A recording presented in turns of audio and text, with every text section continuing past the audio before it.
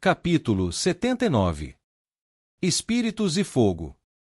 Que venham e se joguem contra nossas muralhas. Rei Galdra de Lunitir estava de braços cruzados, observando a mesa com incrustações de erinia na câmara principal de Mitnírio. Os cabelos prateados do rei cintilavam na luz rosa avermelhada da lua de sangue que entrava pela abertura acima. Através das janelas arqueadas nas paredes atrás dele, Kalen podia ver nuvens de tempestade se formando, brilhando com uma luz carmesim. Podemos ensiná-los a temer o aço élfico novamente. Os outros 2 governantes de Aravel, juntamente com 6 éforos, estavam de pé de cada lado de Galdra, todos com os braços cruzados ou presos atrás das costas. Vários comandantes élficos os rodeavam, trajando armaduras de prata lisa e mantos esvoaçantes nas cores dos diversos reinos. Varton, a matriarca do clã Dvalin, estava de pé à esquerda da mesa, com Baldon e Aneera ao seu lado. Muros não significam nada para dragões, disse a Ezon, inclinando-se sobre a mesa. Um único ataque e todos os guerreiros que você colocar nessas muralhas virarão cinzas. Concordo. Arken tinha um braço cruzado sobre o peito, apoiando o outro, e coçava o queixo com a mão. Os longos cabelos escuros do homem estavam presos em uma trança que descia pelas costas. Bem, a rainha Utrian ergueu uma sobrancelha para Ezon. O que você sugere então, Rakina? Com licença. Shora levantou um dedo. Utrian assentiu com a cabeça, e a Ezon fez um gesto para que Shora continuasse. Shora se endireitou na cadeira, seus olhos percorrendo o mapa sobre a mesa. Os dragões estão abrindo caminho através dos Aravel, e os exércitos estão marchando sobre as cinzas. Assim que os dragões romperem o encanto, eles simplesmente queimarão tudo em seu caminho. O que eu sugiro é que tiremos os dragões da batalha. Imponente atrás de Shora, Tassia assentiu com um largo sorriso de orelha a orelha. Os cabelos vermelho-sangue da Jotnar brilhavam à luz carmesim. Com todo respeito, Rakina, disse um dos comandantes élficos, se fosse tão fácil assim, não estaríamos tendo esta discussão. Não deixamos que eles cheguem às paredes. Todos os olhares se voltaram para ela enquanto ela passava por Kalen e se aproximava da mesa. E quem é você, posso perguntar? Baralas, um dos 2 Efori de Ardura, balançou a cabeça e fez um gesto na direção de ela. No pouco tempo que Kalen passará em Aravel, descobrira que Baralas, entre todos os Efori, possuía um nível de arrogância que o deixava furioso. Ela é uma guardiã de Fenrir. A voz de Baldon permaneceu baixa e firme, um rosnado grave reverberando em sua garganta enquanto ele olhava para Baralas. Ela é uma aldruida de sangue guerreiro e filha do quebrador de correntes. Peço desculpas, disse Baralas, inclinando a cabeça na direção de Baldon e fazendo um gesto para que ela continuasse, enquanto empalidecia.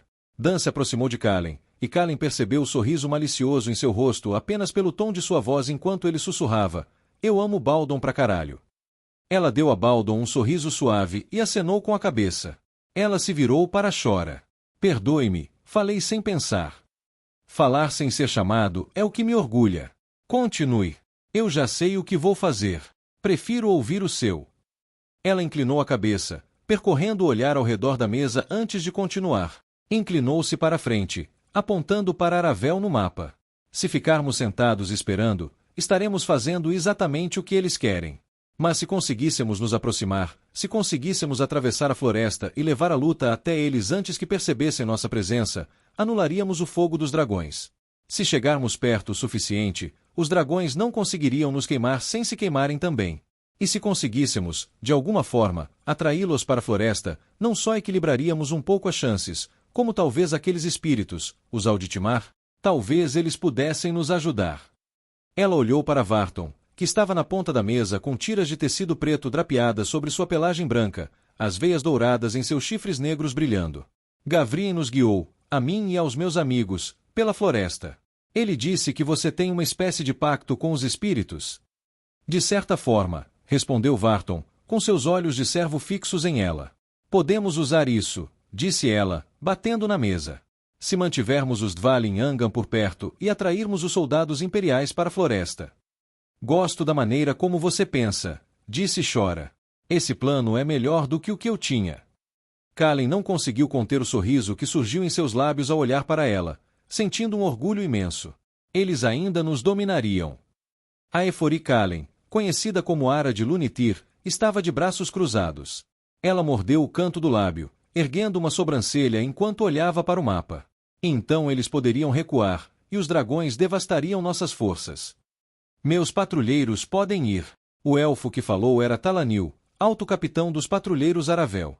Foi ele quem resgatou Kalen e os outros dos Urax quando estiveram pela última vez na Floresta Negra. Seu olho esquerdo era branco leitoso e uma miríade de cicatrizes adornava seu rosto. Podemos levar Galdrim e Dvalin conosco, avançar com pouca bagagem. Posicionamo-nos em ambos os lados da trilha que eles estão queimando, dividindo sua atenção. Aguardamos junto à linha de Nitrandir. Assim que os dragões passarem, abriremos caminho entre os soldados com flechas de ambos os lados. Então, os Galdrim podem atrair os soldados para a floresta para que os Alditimaros capturem. Eles não saberão o que está acontecendo. Podemos reduzir o número de soldados e, em seguida, atraí-los para dentro. Kalen levou um instante para se lembrar de que a palavra Galdrim significava mago na língua antiga. Podemos posicionar o exército principal aqui, aqui e aqui. Aezon apontou para 3 pontos no mapa, um atrás da linha de Nitrandir, um à esquerda e um à direita. Assim que causarem dano, recuem. O Império os perseguirá e os Nitrandir os dizimarão. Assim que os Nitrandir se formarem, atacaremos. Atacaremos com força e rapidez por todos os 3 lados. Ele traçou uma linha longa com 2 dedos.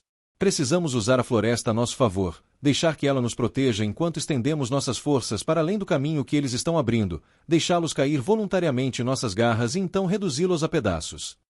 Aezon olhou para ela. Como ela disse, se chegarmos perto rapidamente, neutralizaremos o fogo de dragão, em grande parte. Será um caos. Mas o caos é nossa melhor chance. É um plano tão bom quanto qualquer outro, disse a rainha Otrian, acenando com a cabeça. Tem o meu apoio. E o meu?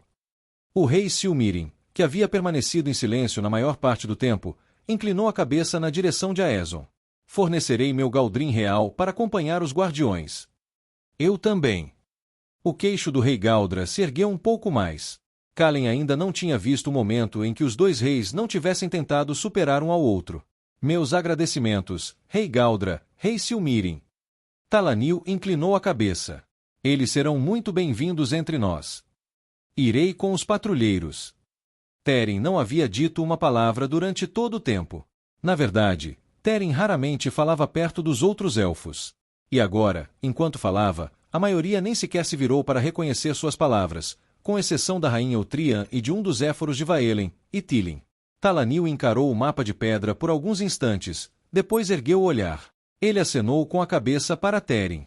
Aezon olhou para Aen, que estava à direita de Kalen junto com Lirin e Varlin. Arden, Huon e Ildris voltarão. Aen balançou a cabeça. Isso é tudo o que podíamos oferecer. Aen gesticulou na direção de Lirin e Varlin, que estavam de pé, um de cada lado dele. Com a lua de sangue, nossos irmãos e irmãs precisam estar prontos para repelir a sombra. Efialtir está nos dividindo de propósito. Havia um peso nos olhos de Aen, uma sensação de perda. Aezon assentiu com a cabeça e se virou para Kalen. Valeris precisará ficar na cidade. O que? Se ele voar para fora do disfarce, a guarda do dragão vai despedaçar vocês 2. E a floresta é densa demais para que ele seja algo além de um alvo. Se ele se mantiver afastado, poderá proteger a cidade de qualquer coisa que se infiltre. Kalen não precisou dizer nada.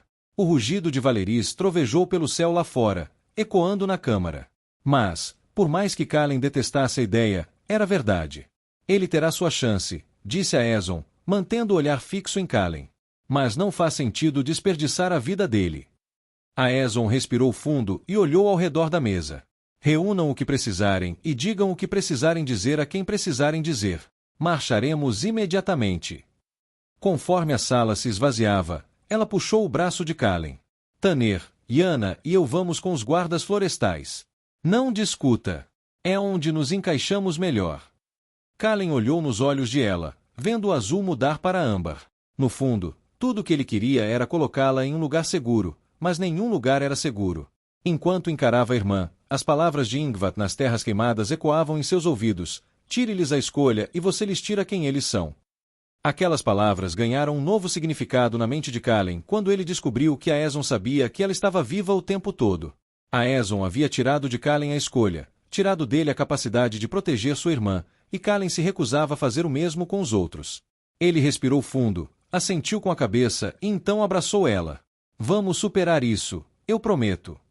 Ela apertou, depois se afastou, com um sorriso suave nos lábios. Aconteça o que acontecer, estaremos juntos. Eu vou com ela, disse Dan, aproximando-se de Kalen e ela. Não preciso que você me proteja, Danpin, disse ela, franzindo a testa. Não sou nenhuma donzela em perigo. Te proteger. Dan ergueu as sobrancelhas. Não, eu quero que você me proteja. O ar invernal era como gelo nos pulmões de Dan, sua respiração formando névoa ao expirar. Ele segurava seu novo arco de madeira branca na mão esquerda, o coração palpitando enquanto seus dedos roçavam as penas das flechas na aljava presa ao seu quadril. O rufar dos passos e os uivos de instruções e ordens dos soldados imperiais ecoavam pela floresta como um deslizamento de terra. O cheiro de madeira queimada invadia suas narinas, e a fumaça turvava o ar. A cerca de 60 metros à frente, a luz da lua de sangue inundava a clareira criada pelo fogo dos dragões de Loria. As nuvens de fumaça das fogueiras brilhavam com um tom rosa incandescente, banhando a floresta em uma luz sinistra. Esse era o único benefício que Dan encontrara nos dragões abrindo caminho pela Floresta Negra. A própria floresta não era mais um mar de escuridão. Algumas centenas de metros adiante na clareira, uma coluna de tochas avançava, sombras dançando pela mata enquanto as forças imperiais se moviam em direção ao ponto de emboscada. Ao redor de Dan, os guardiões Aravel estavam agachados, com capas verdes com capuz sobre os ombros e arcos de madeira branca firmemente empunhados. Dvalin e Angan estavam dispersos entre os elfos, com tiras de tecido preto cobrindo seus pelos brancos. Alia e Lirei estavam agachadas à esquerda de Dan, com os capuzes de suas capas verde escuras puxados sobre a cabeça e os arcos firmemente presos. Ela, Taner, Yana, Faenir e Baldon estavam à sua direita. Dan mal os reconhecia. Ela, e não por causa do nariz quebrado ou das cicatrizes na lateral da cabeça, nem mesmo por causa dos olhos que pareciam mudar de azul para dourado, mas sim pela maneira como ela se portava, como falava e como se movia. A ela que Dan conhecia era perspicaz e espirituosa. Ela sempre soubera manejar uma espada e, o mais importante para Dan, sabia trocar insultos como ninguém. Mas ela era mais fria. Sua sagacidade era mais afiada, seu humor contido. Dan estivera em Aravel por meses, e jamais seria visto falando naquela câmara diante daqueles éforos, dos reis e da rainha. Ela avançara e falará como se fosse uma veterana de 100 batalhas. E, além de ela, Faenir parecia ter brigado com o urso e depois o devorado. O pinheiro-lobo era enorme. Você acha que pode ter deixado o manto branco na cidade? Sussurrou ela enquanto se esgueiravam pela floresta, com o olhar fixo nos soldados imperiais que marchavam à frente. Dan olhou para a nova armadura que Valdrin havia feito para ele. Esfregou a capa branca entre o polegar e o indicador da mão direita enquanto se abaixava para passar por baixo de um galho baixo. De certa forma, completa o visual. Ela virou a cabeça, a luz fraca das tochas à frente projetando sombras em seu rosto. Sério? Você só está com ciúmes, sussurrou Dan de volta. SHHH. Lirei deu um tapa na mão de Dan, lançando-lhe um olhar fulminante. Seu dedo estava pressionado contra os lábios. Tanto Lirei quanto Alia haviam deixado seus mantos brancos em Aravel. Agora que Dan pensava nisso, provavelmente teria sido uma boa ideia. Dan franziu a testa e mostrou a língua para Lirei, o que só lhe rendeu um olhar ainda mais fulminante da elfa. Ele se amaldiçoou pela reação, foi infantil, mas o medo tendia a encontrar a criança dentro dele. Estranhamente, não era o medo da luta que estava por vir que o dominava. Era o medo do que ele estava prestes a fazer. Matar Urax ou tentar matar os espíritos que espreitavam na Floresta Negra, aqueles que ele podia ver vagando pela noite ao redor deles, era uma coisa. Mas Dan só havia matado 7 humanos. 1 em Miltov, 3 em Camilin e 4 em Belduar. E cada uma dessas mortes fora com o sangue fervendo em suas veias. A primeira vez que tirou uma vida foi para salvar Kalen. Quando fechou os olhos, ainda podia sentir as vibrações da espada estalando contra os ossos do pescoço do soldado. Ainda podia ver o sangue em suas mãos. Dan olhou para o arco que apertava nas mãos, percebendo que inconscientemente o estivera segurando com tanta força que seus nós dos dedos estavam pálidos. Afrouxou o aperto, inspirando profundamente. Sabia que, pela primeira vez, estava prestes a tirar uma vida humana não por medo direto da sua própria, mas simplesmente porque precisava ser feito. E o soldado que ele matara jamais saberia como ou por que morrera. O pensamento formou um nó no estômago de Dan. Ele não se esquivaria do que precisava fazer, mas isso não significava que se permitiria aceitá-lo em paz. O uivo de um lobo ecoou pela noite, elevando-se acima dos passos da marcha. Ao redor de Dan, os patrulheiros retiraram flechas de suas aljavas e as engatilharam. Dan respirou fundo por um instante e fez o mesmo, o toque das penas acalmando-o antes de retirar a flecha da aljava. Lembre-se, sussurrou Lirei, assim que o sinal for dado, corra. Dan assentiu com a cabeça, mantendo o olhar fixo em Lirei por um instante. Não vou precisar te carregar daqui de novo, vou.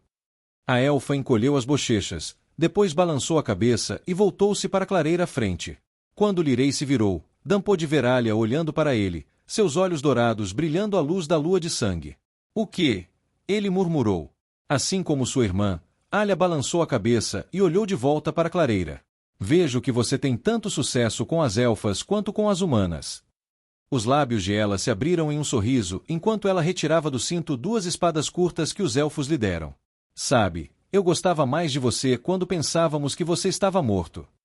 Um momento se passou, e Dan fez uma careta. Não, espera. Isso foi um pouco cruel demais. Sim. Ela franziu os lábios. Foi um pouco demais. Estou trabalhando nisso. Não, você não é.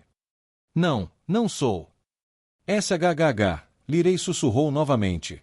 Ela acenou com a cabeça na direção da clareira onde as tochas se aproximavam, e os soldados imperiais marchavam.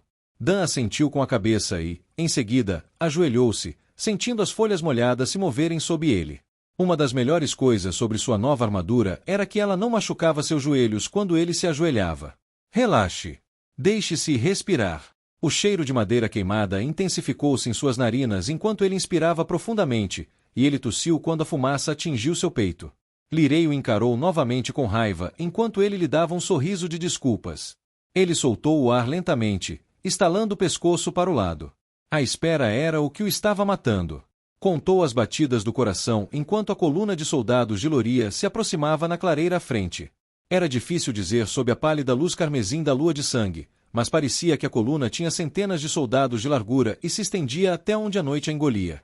Os minutos passavam, cada um mais tenso que o anterior. O coração de Dan batia forte, abafando quase todos os outros sons, pulsando como um tambor.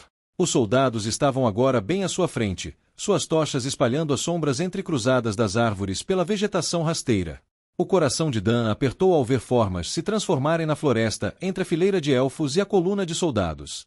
Formas retorcidas de raízes e cascas, fumaça negra iluminada apenas pela luz da lua de sangue. Auditimar. Parte do plano era atrair os soldados imperiais para fora da clareira e para dentro das árvores, expondo-os à fúria de Auditimar. Dan sabia muito bem, no entanto, que Auditimar quebraria seus ossos com a mesma facilidade com que quebraria os de qualquer soldado imperial se ele se afastasse demais de um Dvalinhanga. Eu bem que preciso de uma bebida. Ele girou os ombros, relaxando o corpo, e então diminuiu o ritmo da respiração. Poucas coisas eram mais importantes ao usar arco e flecha do que manter-se relaxado e respirar fundo. As vozes dos soldados flutuavam na brisa. Dan conseguia ouvi-los claramente agora, conversando, trocando insultos, totalmente alheios ao sangue que estava prestes a ser derramado. Dan cerrou os dentes, engolindo em seco. Sob a máscara do Império do Mal, eram apenas homens e mulheres. Tinham lares, pais e amigos, provavelmente irmãos, talvez até filhos. A culpa virá depois. Eles estão aqui para matá-lo. Dan lembrou-se daquela noite na floresta de Ol durante a provação, a noite em que matara o urso. Imaginou-se como aquele urso agora. Aqueles homens e mulheres haviam invadido sua toca, e se ele não os matasse primeiro, eles o matariam. Outro uivo ecoou na noite, e Dan viu os elfos ao seu redor tensos, com os dedos prontos para puxar a corda. Ele respirou fundo e puxou a corda do arco, sentindo a pressão contra os dedos. Alguns resmungos surgiram entre os soldados na clareira, alguns gritos de curiosidade, mas eles continuaram marchando. Dan olhou para ela à sua direita, para o grandalhão Tanner e sua parceira, Yana, que estavam ao lado dela. Nenhum deles empunhava arcos, mas Dan não tinha dúvidas de que eles dizimariam os soldados quando se aproximassem. Baldon agora estava em sua forma lupina, de 4 ao lado de Fainir, ambos com os olhos brilhando. Apesar do tamanho de Fainir, o Angan ainda se erguia imponente sobre o Pinheiro Lobo, embora Dan não quisesse encontrar nenhum dos dois em uma floresta escura, ou na Floresta Negra, como era o caso. Ele olhou para trás, na direção da coluna de soldados que marchava à sua frente. Seu coração batia forte. O último uivo ecoou na noite, e Dan disparou. O estalo das cordas do arco soou ao seu redor, o assobio das flechas cortando o ar.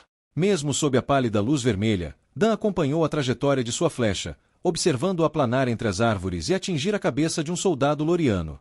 Gritos e urros ecoaram enquanto as flechas cortavam a coluna, e os soldados caíam como sacos de pedras. Dan não achava que jamais vira tantas vidas ceifadas em um único segundo. Tão rápidos eram os elfos que os soldados de Loria não tiveram tempo de desembainhar suas espadas antes que outra saraivada de flechas os atravessasse como lâminas de grama. Dan engatilhou e disparou, permitindo-se encontrar um ritmo enquanto sua mão se movia da aljava para o arco. Quanto mais matarmos agora, menos tentarão nos matar depois. Era um pensamento simples, mas a realidade era mais complexa. A cada flecha que acertava o alvo, seu maxilar se contraía e ele sentia um aperto no coração. Os soldados formavam linhas, erguendo escudos e gritando ordens. Flechas cortavam suas fileiras de ambos os lados, incessantemente. Dan observava enquanto algo invisível arrancava homens e mulheres da muralha de escudos que se formava, arremessando-os pelo ar para dentro da floresta. Mesmo não sendo a vítima, a impotência diante da magia sempre deixava Dan desconfortável. Não importava o quanto treinasse ou se preparasse, um mago poderia acabar com sua vida num instante. Um grito arrepiante rasgou a noite, e Dan seguiu o som para ver um bando de Alditimar dilacerando soldados de Loria que haviam sido arrastados para a floresta. Um dos espíritos agarrou uma mulher pelos ombros e a despedaçou, seu corpo se partindo e o sangue jorrando. Outro soldado gritou quando raízes brotaram do chão e rasgaram sua pele como cadarços de bota, irrompendo de sua boca. Um terceiro Alditimar havia perfurado o abdômen de um soldado com a mão e agora o segurava no ar. Dan preparou uma flecha e a disparou. A flecha atingiu a cabeça do homem, seu corpo ficando mole enquanto Alditimar o segurava. Que Eraia te abrace, sussurrou Dan. Ele tinha visto aqueles Alditimar de perto, sentido medo de olhar em seus olhos. Não desejava isso a ninguém. Enquanto Dan se preparava para lançar outra flecha, colunas de fogo irromperam na floresta, iluminando-a com a luz de um sol escaldante. O tom estranho dos gritos e sibilos dos Alditimar enquanto o fogo os consumia fez os pelos de Dan se arrepiarem. Raios púrpura cortaram o ar, e Dan observou vários Alditimar explodirem em chamas. Segundos se passaram, e então soldados de Loria avançaram em meio ao fogo, uivando gritos de guerra. Soldados a cavalo investiram contra eles, os cavalos saltando sobre raízes grossas e folhagem densa. Enquanto os lorianos atacavam, os elfos desferiram uma chuva de flechas. Homens e mulheres caíram em meio a plumas de sangue, desaparecendo na escuridão. O assobio de uma flecha passou zunindo perto da cabeça de Dan. Abaixo! Ele rugiu, agarrando Lirei e puxando os dois para baixo. Alia, Tanner, Yana e ela fizeram o mesmo, mas mais adiante, Dan viu vários elfos caindo com flechas cravadas no peito. Outro uivo de lobo cortou o tumulto dos soldados em investida. Recuem! Bradou um dos elfos enquanto mais raios roxos atingiam as árvores em explosões de fogo. Uma série de rugidos irrompeu no céu como estrondos de trovão.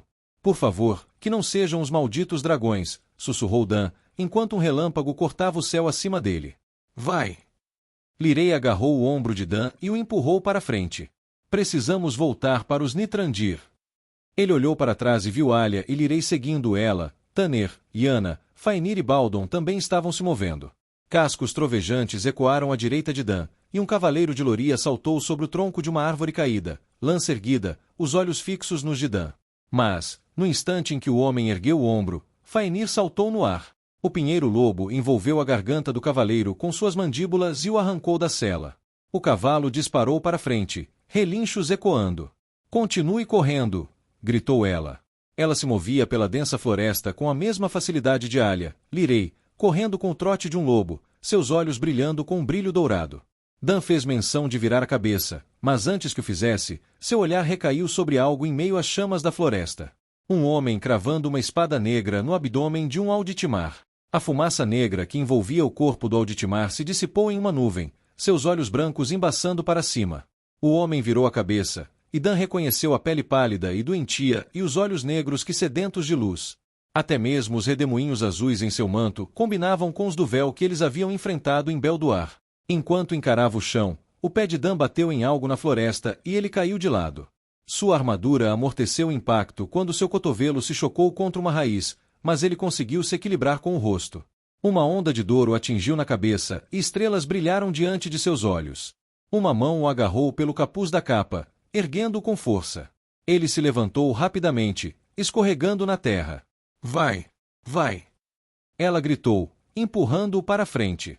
Uma flecha passou raspando por sua cabeça. Um tronco de árvore se estilhaçou à sua direita. Ele piscou freneticamente, tentando clarear a visão. Os dedos da mão esquerda ainda estavam agarrados ao arco. Ele chutou outra raiz enquanto cambaleava, mas conseguiu se manter de pé. À frente, os guardas florestais se ajoelhavam, disparando flechas para trás antes de retomarem a corrida. Dan tocou as flechas em sua aljava com a mão, olhando por cima do ombro para ver soldados de Loria em plena perseguição, colunas de fogo saindo das mãos dos magos enquanto Alditimar se aproximava. Que se dane! Ele tirou a mão da aljava e impulsionou as pernas com mais força, recuperando o equilíbrio. Ela, Tanner e Yana correram ao seu lado, mas Fainir e Baldon recuaram, arrancando soldados dos cavalos, despedaçando homens e mulheres. Por que eu disse que faria isso?